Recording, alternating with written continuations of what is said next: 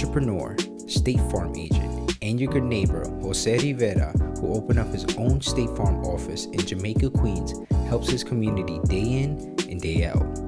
Join me as we take a closer look into his story to unlock the hidden gems and everyday inspirations. Here's Off the Cuff with Jose Rivera.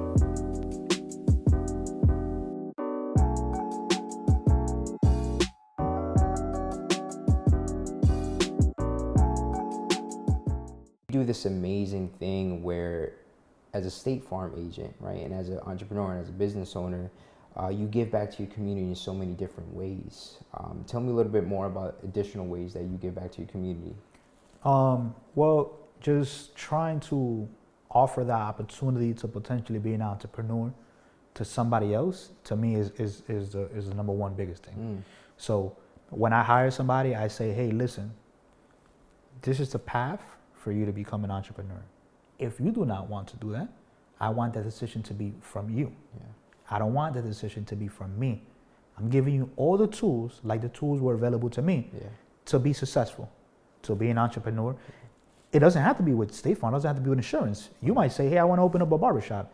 In my business, you will get to understand how payroll works, how lunch works, how HR works.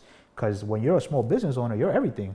I'm the janitor, I'm the painter, I'm the guy that does the garbage, I'm the guy that does the HR, I'm also the boss, I'm my pictures everywhere, right? So I'm everything. And sometimes during the pandemic, I was also the secretary, the employees and everything. When you lose, your employees, you have to do all the work at times. Right.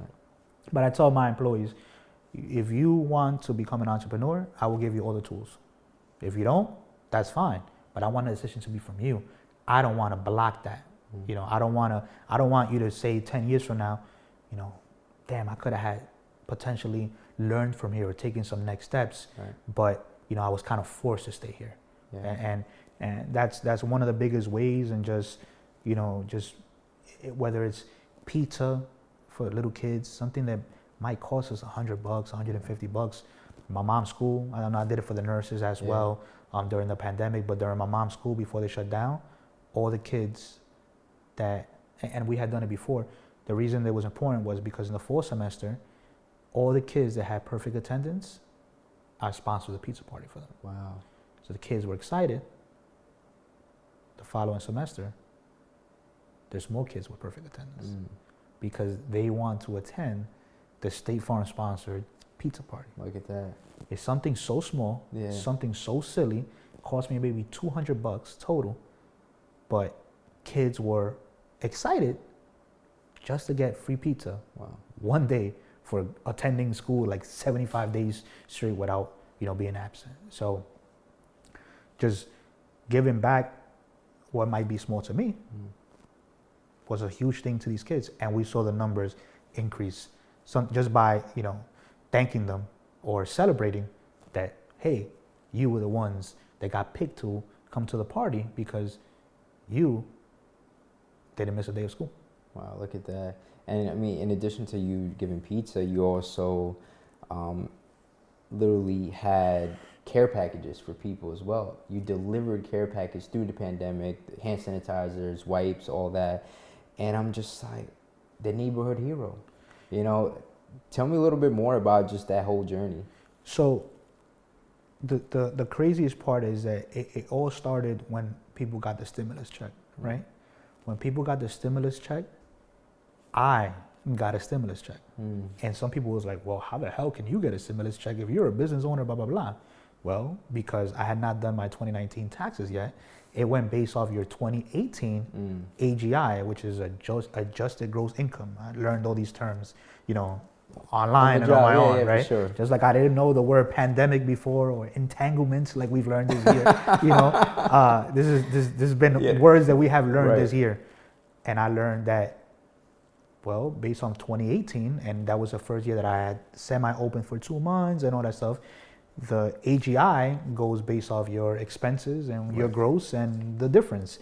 And it fell under what the everybody to receive. So I got this $1,200 deposit, and I was like, well, it's not that I don't need it, everybody, but I was like, I can do something great with this. Now it's gone above that now, but I was like, I'm gonna use this to start buying Clorox wipes.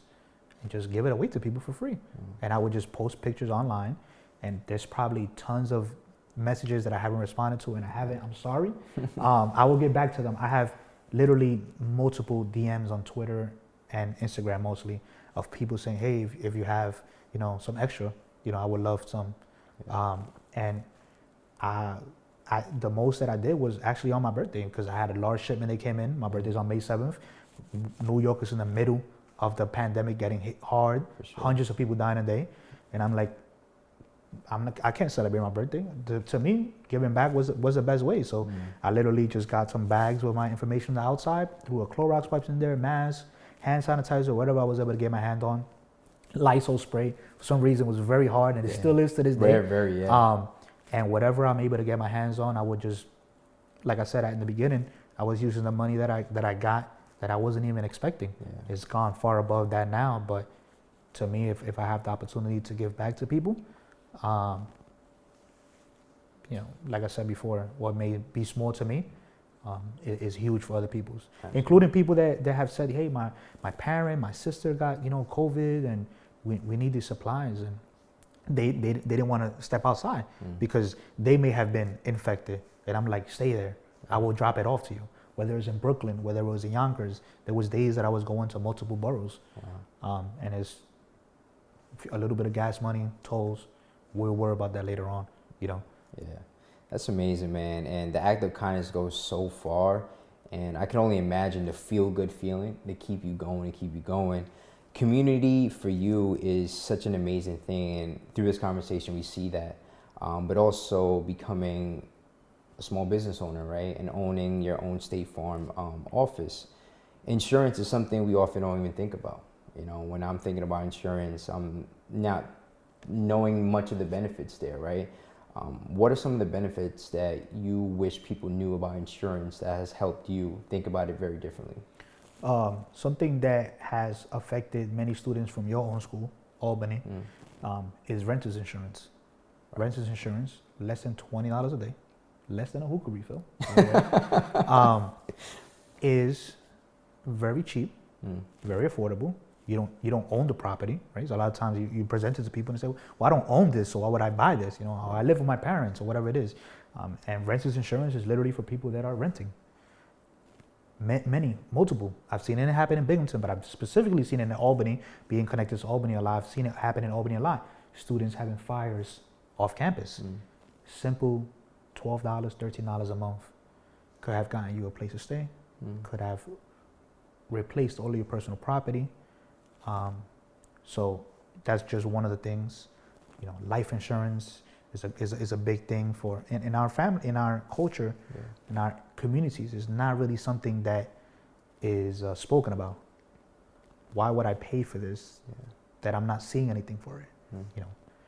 So we speak about that. Most of the times people come in, of course, or what we think about with insurance is just, well, I went to the DMV, I tried to get license plates, and they said, I need insurance, so I just needed to be able to get my car. But what kind of coverage? What's important coverage? If you hit somebody, are you going to be sued for all of your assets? Right. So these are the opportunities that we have to sit down with somebody and make insurance more personable, make it about you, make it about informing and educating the client, rather than just, hey, this is the best price on an online company, this is the best price, and get them out the door. I can do that all day, but I have the opportunity to sit down with people and inform them that they can get into an accident and they can lose their house.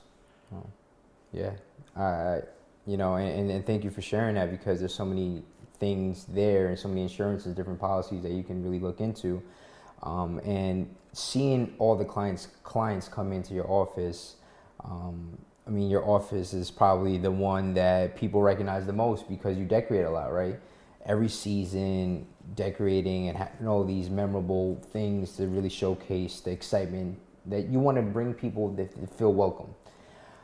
Looking back, right, you just achieved your 2-year anniversary, which is something I want to congratulate you on. Thank you. Which is probably a long-winded journey that you were just like, damn, I made it to this far and I could definitely continue going. Looking back at those 2 years since you launched and opened up your own business, what has been the proudest moment?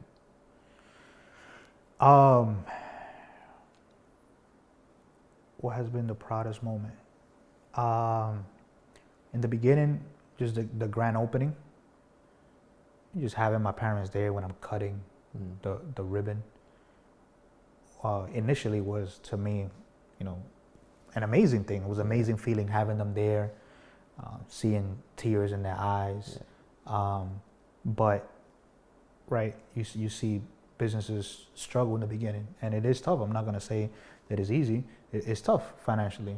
A lot of sacrifices that has to be made. But I would say that, you said the proudest moment, right? Yeah. What is the proudest moment?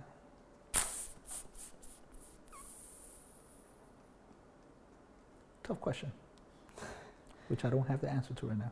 Absolutely, and I appreciate that, and I started to learn that sometimes silence is the answer, and I think as you reflect and spend a little bit more time on the things that matter and mean most to you, you start to see that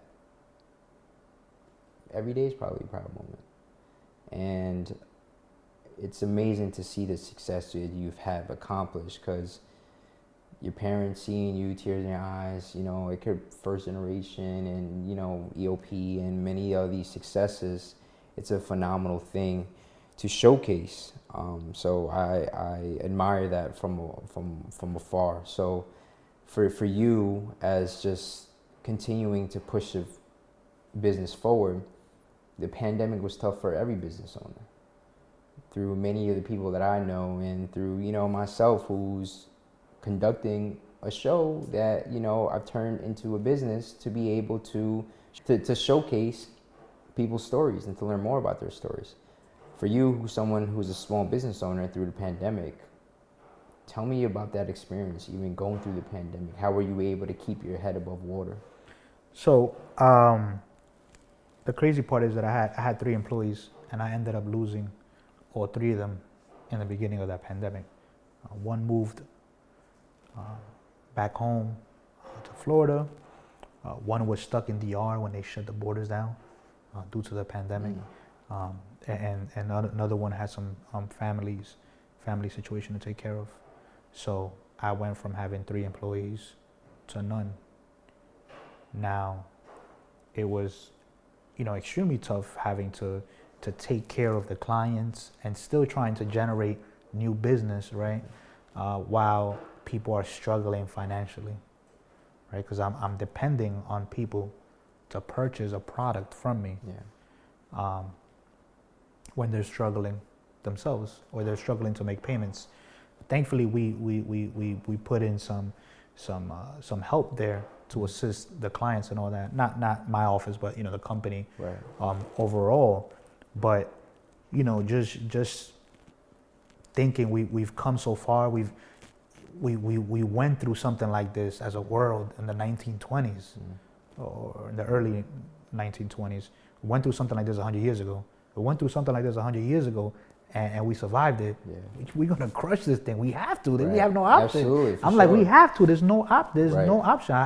I don't see an option that there isn't. It might take a few years. Might be longer than many of us expected. Right. Many of us expected we was gonna be on the beach enjoying ourselves in the summer. Exactly. Then it turned into Labor Day weekend, and then maybe it turns into Thanksgiving, and now maybe next summer, maybe summer 2022. But there's got to be.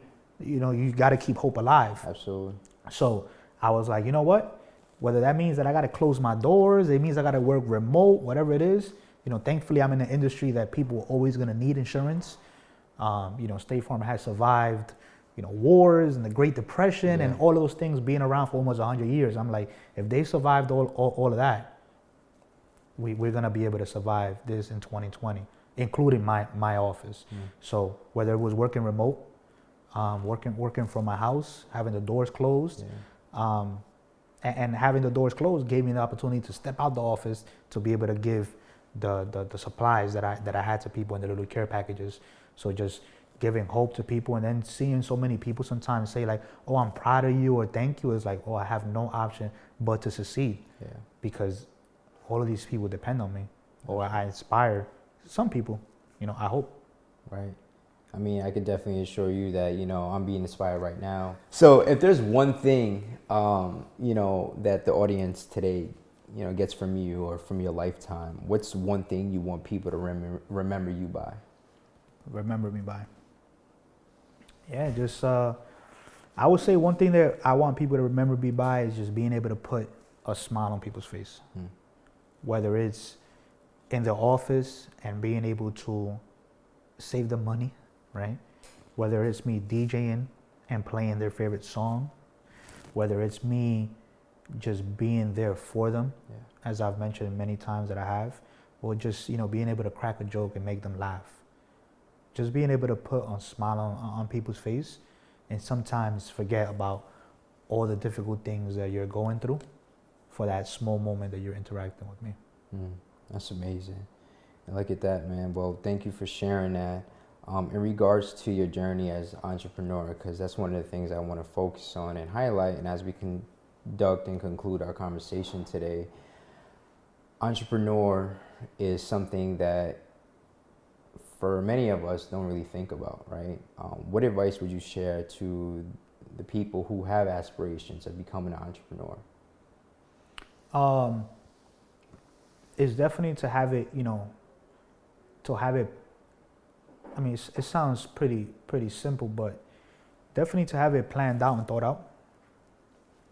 A lot of times, it may seem simple, right? And one of the things that I do on social media that is very important is to do your research, because you have to look at the positives, but you also have to look at the negatives.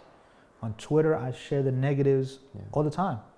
Somebody called out multiple times. Do I have to write them up now? Not in a negative way. Do I have a leak in my office? Do I have a rodent problem? What it is going on? Is there somebody blocking my parking spot in the back of my office and I can't park? Right? Something as simple as that. I try to share almost everything. Of course, because many people just share the positives. And that's a very difficult thing. Many people just share the positives, only the positives. Then somebody goes and says, "Oh, this seems so easy. I want to do this." They try to do it. Now they're not prepared, or they don't know that it took this person 7 years to get to where they're at. So, doing your research is very important.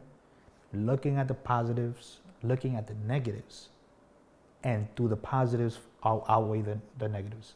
Do they far outweigh the negatives? Yes. I think that they far outweigh the negatives. So dealing with the negatives becomes almost, it becomes easy.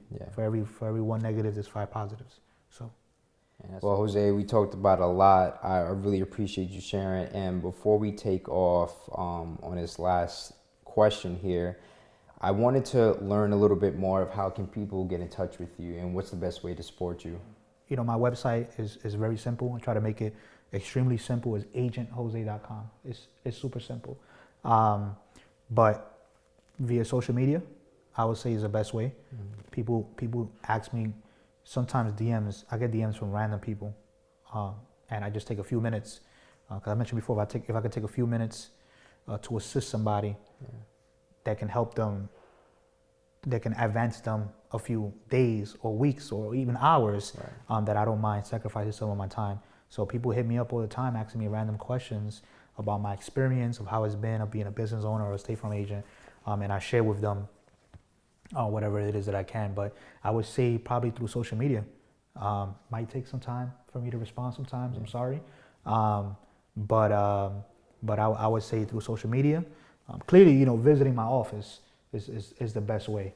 You stop by if you're in Jamaica, Queens. But I would say just how it is now, social media, shoot me a DM. You can ask a question. If it's something insurance related, of course, just give a call to the office or our website, because that's a direct way to reach me and my office. It might not be me, it might be one of my employees, but they're a direct extension, of me. Look at that. And that's amazing. And I appreciate you sharing that. So definitely, for those who tune in, reach out to Jose in those forums. And the last question here before we kind of transition a few things is, what are you most grateful for now? I'm most grateful for having the opportunity to control my own schedule. That's one of the most things that I say that I'm most thankful for, that I'm most grateful for. You know, I'm gonna have a kid soon. Wow. As I shared before. Yeah, thank you. For sure. And being able to be in a position to take him to school, pick him up, which unfortunately my dad didn't have the opportunity to do so. He would have loved to do so, but he had to work. Yeah. And my mom didn't drive, right? So I had to take the bus to school, and I didn't have that person to pick me up or whatever it was, or drop us off. Whenever he did have the opportunity to do so, he did so, you know, willingly. But I'm super grateful for just having the opportunity to control my own schedule. I'm grateful for being in the position that I can hopefully have my parents retire early so they can be able to enjoy their life. They had me when they were 17, 18 years old. So being able to enjoy their life much sooner than the retirement age, to sort of gain back and enjoy some of those years of their youth that they still have, that they sacrificed for when I was younger. So I would say being able to help out my parents financially is the most thing that I'm grateful for. But just being able to control my schedule, that work-life balance, and whenever I want to travel, I can travel. I don't have to ask for anybody off. And when I want to be there for my family, I can do so, as long as, you know, I have the proper staff. Just being able to control my schedule, I think is something that we don't look at as serious, but it is very, very, very important, especially in these tough times for many mentally, in regards to cramming so many things and working from home. You know, you feel like you're working 24/7. So how do you control your schedule? How do you control your time? So being able to being in control of your time. Well, thank you for sharing it. And Jose, it's a pleasure to have you on the show. And thank you for being just so insightful, so transparent, and just being so willing to help. I think that comes across in every response. That comes across in the energy we're both exchanging. So continue being, you know, that neighborhood hero. Continue pushing the needle forward. So I wish you all success in all your endeavors. No, you know, thank you for the opportunity. You know, to be here, like you said, some great energy. We're even matching. Yeah, that's what I'm saying too, right? Did not FaceTime each other this morning. Yeah, we didn't. Nah, we didn't plan this. You know, I texted him yesterday for the address. Right. You know, that's it. So, you know, we even matching colors. So pretty cool. Absolutely. Well, before you take off, there's actually a new segment that I incorporate into the show. It's called Hidden Gems, right? So I'm going to ask you a variety of questions. And all you have to do is answer it as fast as you can within 30 seconds. Straight off the cuff. So like Family Feud? Yeah, something like that, right. So off the cuff, as quick as possible as you can. So you want me to answer each question within 30 seconds? Yes. Or all the questions are going to come in 30 seconds? They're all going to, we have 30 seconds on the clock. You have 30 seconds to answer all the questions I have on my card. Ready? Yes. Are you ready? Yeah. All right, cool. Ready? Texting or talking? Texting. Scale 1 to 10, how good of a driver are you? 10. Nickname your parents used to call you? Javielito. Favorite season? Summer. Go-to song when DJing? Pass. Pass. Yankee or Mets? Yankees. Favorite hobby? DJing. Dreamed car? Lamborghini. One thing that on your bucket list? Skydiving. What's the perfect day look like? Sunny. Time. Well, Jose, it's a pleasure again to have you on the show. Hopefully you like that. Hopefully you found it, intriguing there. But you a 10? You would say a 10? 1 to 10? As a driver? Yeah. Yeah, absolutely. I represent State Farm. I'm a 28. You know? No, absolutely. People, parking skills, it's the best. It's outside. Car parks by itself now, but it's whatever. Yeah, that's what I'm saying. But Jose, it's a pleasure to have you on the show, man. Thanks again for being here. We shared some laughs, we shared some good stories, but most of all, you know, we exchanged the hidden gems in you, for the people who are tuning in today, to know that it is possible to be an entrepreneur. It is possible to take their dreams and into their own hands to really create and manifest their own destiny. So Thank you again for being here. Thank you for everybody. Thank you for the opportunity. Absolutely. Well, and there you have it. That was Off the Cuff with Jose Rivera.